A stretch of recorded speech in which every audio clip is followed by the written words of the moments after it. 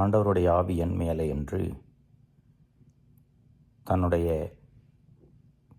வாழ்வின் நோக்கத்தை இயேசு இன்றைக்கு எசாயா சுருளேட்டிலிருந்து வாசித்து தன் சொந்த ஊர் மக்களுக்கு முன் அறிக்கையிடுகிறார்.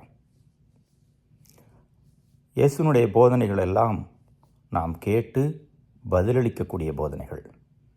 நாம் தேர்ந்தெடுத்து நாம் விருப்பப்பட்டு இயேசுவை பின்தொடர்வோம் என்று பதிலளித்தால் நலம். பல நேரங்களிலே நாசரேத்து மக்களைப் போல எதிர்வினையான பதிலும் வந்துவிடும். ஏனென்றால் இயேசுனுடைய போதனைகள் நாம் விருப்பப்படி அமைவது அல்ல. அது வாழ்வுக்கு வழி, முடிவில்லா வாழ்வுக்கு வழி.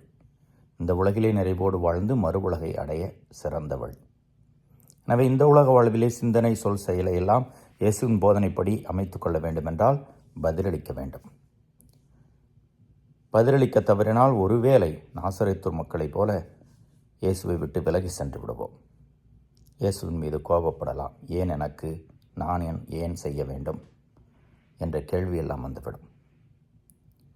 புனித பவுல் முதல் வாசகத்திலே உயிர்த்தெழுதலை பற்றி சொல்கிறார்.